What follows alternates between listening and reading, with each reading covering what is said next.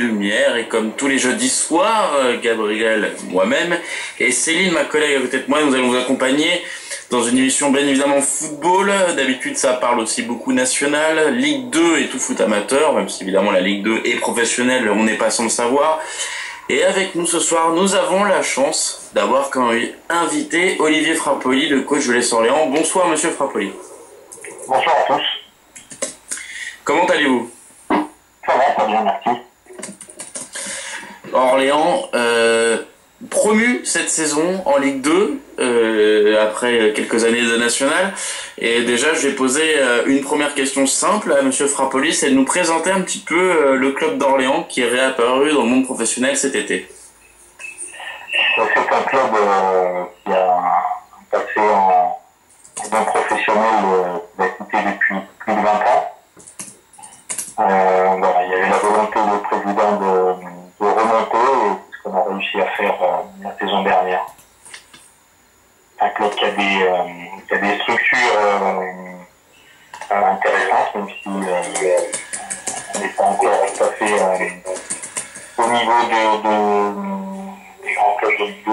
Mais voilà, il y a la volonté d'avancer et de se structurer. C'est pour ça que cette année, sur le plan sportif, elle est importante pour nous. Ça nous permet de nous stabiliser en Ligue 2 et de faire grandir ce club. Ça vous a fait du bien de sortir un petit peu du national? On sait qu'il y a beaucoup, c'est un championnat difficile, c'est très difficile, voire impossible d'y rester longtemps. Bon, il y a une ou deux exceptions, on va dire. Surtout pour un club comme Orléans, vous avez fait une énorme saison l'année dernière avec l'USNAC justement, et vous avez aussi réussi un petit peu à surfer sur ça au début de saison avec notamment la victoire à Sochaux. On sent que c'est un projet sérieux tout ce qui est mené du côté d'Orléans maintenant.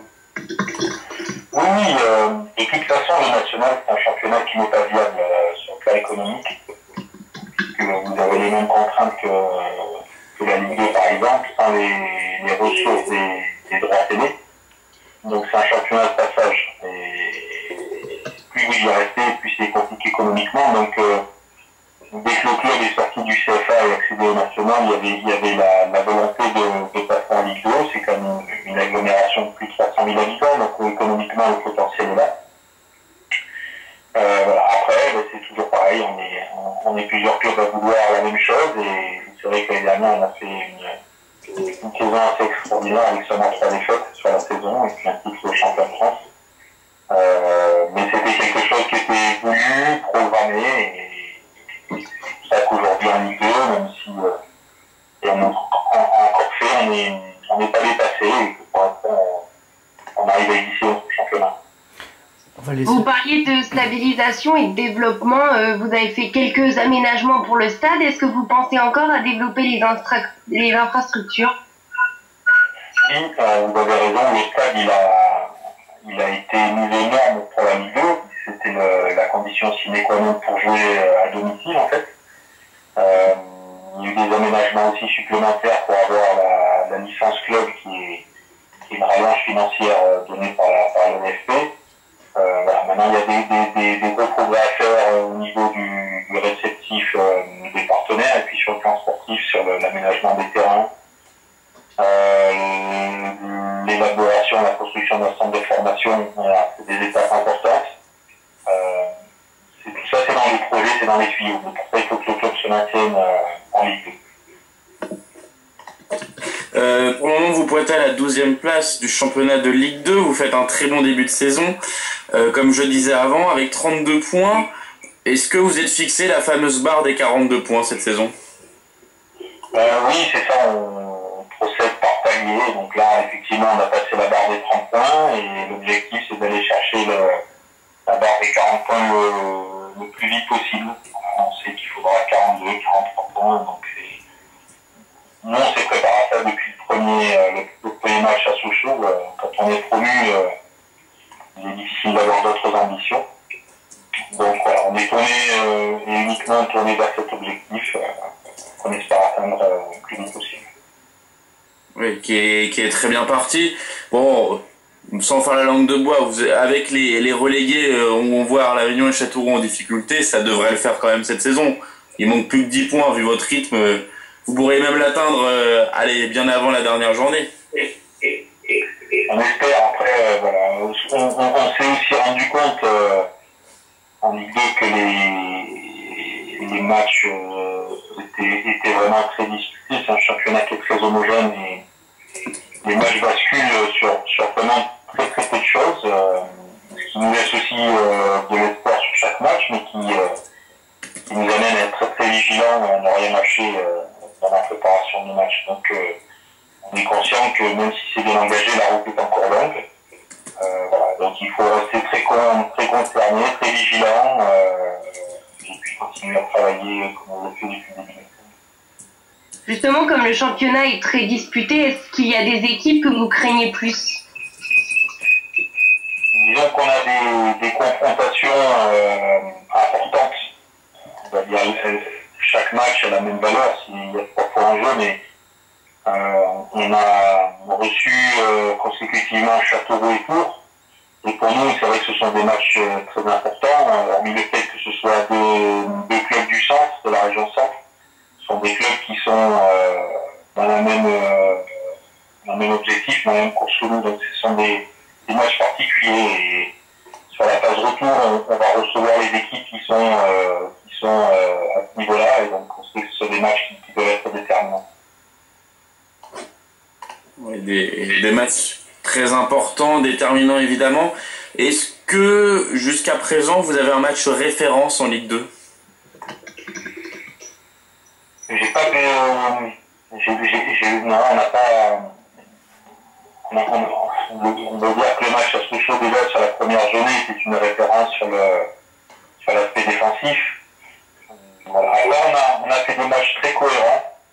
Depuis le début de la saison, on est cohérent. Même quand on a perdu, que ce soit à Froid ou à Dijon, ça a été toujours par l'écart le plus petit. Puis ça a été sur des matchs très équilibrés. Par contre, on n'a jamais, pour l'instant, dominé largement l'adversaire. On n'a jamais eu un score acquis à la mi-temps. Donc, je pense que c'est l'axe de progrès. Tous les matchs que l'on a gagnés, sur lesquels on a eu des résultats positifs, on a dû batailler jusqu'à la dernière seconde. Quand on est entraîneur, c'est vrai que c'est des situations qui sont difficiles. On peut espérer, ou en tout cas vouloir un match abouti du début jusqu'à la fin avec un score un peu plus large qu'à l'accoutumée. Voilà, c'est l'objectif un petit peu qu'on peut se fixer. Oui, évidemment, donc on parlait justement un peu de la transition. Donc vous pouvez assurer et notamment montrer l'exemple que Orléans est la bonne transition nationale Ligue 2. Le passage au professionnalisme s'est très bien passé chez vous. Est-ce que c'était pas finalement le challenge le plus difficile? Disons que le club s'y était quand même préparé, puisqu'il y a eu 4 saisons en national. Et dès l'accession en national, moi j'ai rejoint le club à ce moment-là, il y avait quand même l'ambition d'aller rapidement en Ligue 2. Donc les 4 années nationales ont permis de préparer tout ça, même si on a vu pour l'USNAC, ça a été notre cas aussi. On a eu un premier passage à la DNCG qui a été défavorable. On a eu l'autorisation d'utiliser notre terrain une semaine avant la reprise du championnat. La difficulté, c'est que le cahier des charges en Ligue 2 était vraiment très très important. Et pour un club comme Orléans, qui est vraiment d'amateur depuis plus de 20 ans, l'écart s'est considérablement creusé. Et il faut arriver en quelques semaines à combler cet écart sur le plan structurel, sur le plan sportif, sur le plan de l'organisation, sur le plan administratif. Et c'est vrai que c'est pas simple. Est-ce que vous regardez toujours le national? Vous avez toujours un œil sur le national? On peut dire qu'il pourrait y avoir un ou plusieurs clubs franciliens en Ligue 2 la saison prochaine. Quel regard vous portez? Oui, je suis aussi en formation de brevet d'entraîneur professionnel et il y a quelques collègues qui sont dans le national, donc c'est un championnat que je suis régulièrement et je pense que le PFC, même si mathématiquement ce n'est pas fait, je pense qu'il n'y aura pas de problème par rapport à leur régularité, puis la qualité de leur effectif et le reste ça, moyens pour monter, je pense qu'ils le feront. Donc ça fera 2 clubs, et puis avec peut-être Créteil, 3 clubs en région parisienne en Ligue 2. Ça doit faire bien longtemps que c'est pas arrivé. Après, ça reste, quand on voit un petit peu les projets de ces clubs-là, je pense que c'est des clubs qui vont avoir des moyens importants et intéressants, parce que Paris, ça reste quand même une marque. Le nom de Paris a collé à un projet sportif. Et c'est, je pense, plus facile pour attirer des sponsors nationaux que quand on a un club de province.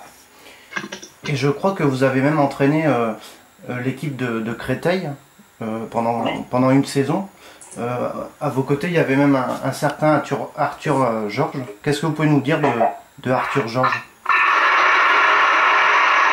Ça a été une année un peu difficile. J'étais arrivé en cours de saison. Donc j'ai été son assistant pendant les 7-8 mois qui restaient. Avec malheureusement une descente internationale à la fin de la saison. Voilà, ça reste un grand monsieur, mais qui, voilà, je pense, n'était pas approprié par rapport à la division et au club. Donc il y a eu quand même l'habitude d'avoir des équipes nationales ou des équipes de Ligue 1 avec des grosses structures, avec des capacités financières importantes. Et je pense que ça a été pour moi et pour lui une expérience qui s'est mal passée. Pour le club aussi, c'est dommage, parce que c'était quelqu'un qui, sur le plan humain en tout cas, a vraiment des qualités, mais je pense que le casting n'était pas le bon par rapport à la période. D'accord. Et vous avez été formé aussi à Toulouse, si je crois, non? Oui, c'est ça, formé à Toulouse dans les années 90. Et qu'est-ce que vous pouvez nous dire un petit peu du club de Toulouse? Ça n'a pas changé, c'est un club formateur.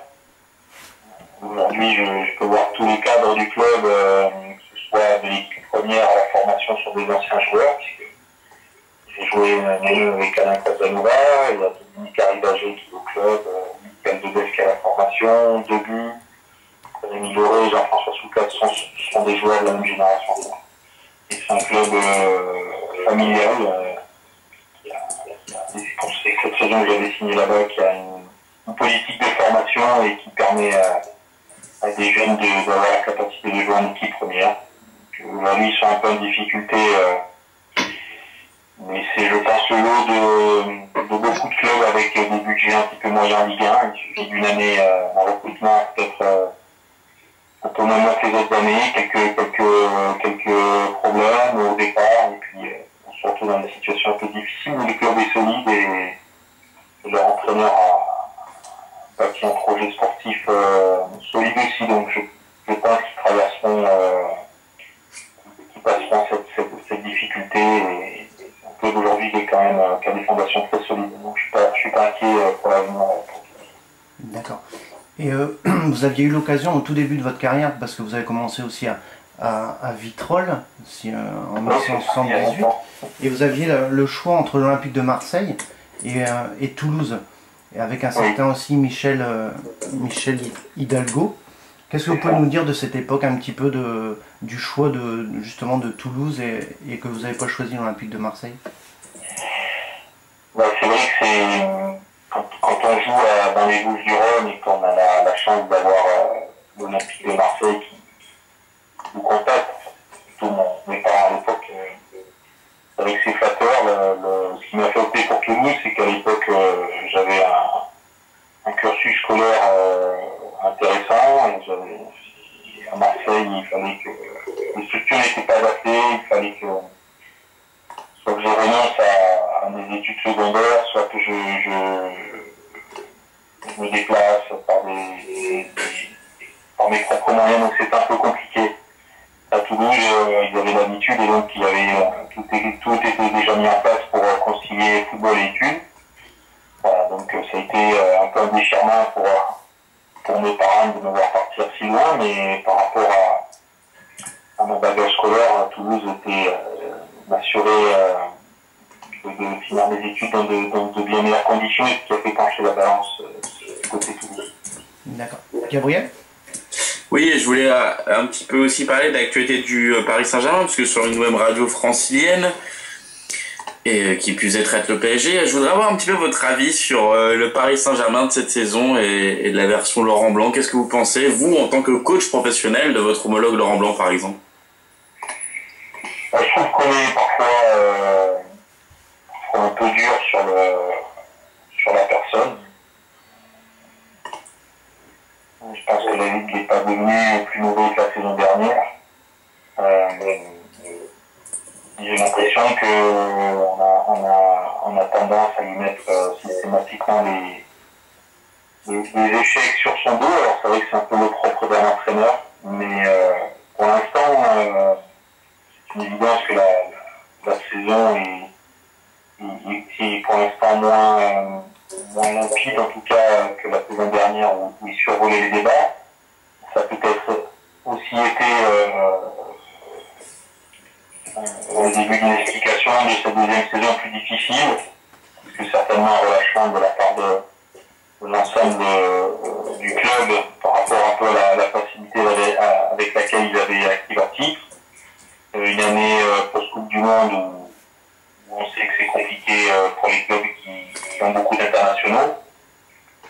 La blessure d'Ibrahimovic en début de saison, donc il y a eu plein d'éléments et puis des matchs où ils se sont fait rejoindre souvent en fin de match en début de saison. Néanmoins, pour l'instant, ils sont toujours présents et engagés sur les compétitions et on peut avoir des surprises. On l'a vu sur le match contre Chelsea où ils ont été très très bons. Le regret quand on voit jouer cette équipe, c'est qu'on a parfois l'impression qu'effectivement elle ne donne pas la totalité de son potentiel dès le départ, qu'il est parfois preuve de suffisance. C'est ce qu'on peut, au vu du potentiel et de la qualité, on l'a vu sur le match en Coupe d'Europe, c'est un peu le rythme qu'on peut avoir. Après, concernant l'entraîneur, je pense qu'il fait le maximum pour avoir une équipe compétitive et résoudre toutes les problématiques. Donc c'est vrai que médiatiquement, on n'est pas épargné. Évidemment, hein, c'est une situation particulière. Et pour ce qui est de la Ligue des Champions, est-ce que vous pensez que le Paris Saint-Germain peut éliminer Chelsea? Le résultat du match aller, ça rend la situation peut-être difficile, mais on a presque envie de croire que cette équipe en a les capacités. Et l'année dernière, ça avait tenu à vraiment peu de choses. Donc ils ont été beaucoup critiqués, ils ont certainement envie aussi de prouver certaines choses. Et je pense qu'ils sont en tout cas pas dans la peau du favori, contrairement à l'année dernière au match retour. Donc peut-être que le fait d'être dans une situation où on les attend pas, on sait qu'ils ont des ressources, peut-être qu'ils peuvent créer l'exploit. Vous avez regardé le match de l'AS Monaco hier soir? Oui. Et justement, qu'est-ce que vous en tirez par rapport au foot français en général, puisque maintenant on peut lire dans les médias finalement qu'on a peut-être surcoté le championnat anglais. Plein de conclusions se tirent de cet exploit monégasque, paradoxalement. C'est deux clubs qui au niveau financier en tout cas ont pris de l'avance sur les autres clubs français. Et on peut voir aussi que c'est deux clubs où il y a beaucoup de joueurs étrangers qui évoluent dans les 11 de départ. Donc ce sont des clubs qui ont en tout cas des effectifs de niveau européen. Donc effectivement d'aller de là aller gagner Arsenal comme ça, c'est vrai que je pense que tout le monde l'aurait imaginé. Qui plus est avec les absences qu'il y avait à Monaco, mais ça reste quand même un effectif de qualité qui a des joueurs qui ont l'habitude des compétitions européennes et on l'a senti hier dans l'approche du match. Et on peut voir aussi avec Guingamp, j'ai pas le résultat, mais j'ai vu qu'ils perdaient 1-0, j'espère qu'ils ont réussi à égaliser, mais... Ah, il y a 2-1 pour Kiev. 2-1 pour Kiev. Ouais, Kiev menait 2-0 et la Mandane a marqué à la 66e. Voilà, donc on peut voir que là c'est sur d'autres valeurs et d'autres vertus qu'un club comme Guingamp arrive à exister en Coupe d'Europe. Donc c'est bien parce que on a d'un côté ce qui est légitime, c'est deux clubs qui ont investi financièrement et qui ont des joueurs de classe mondiale. Et de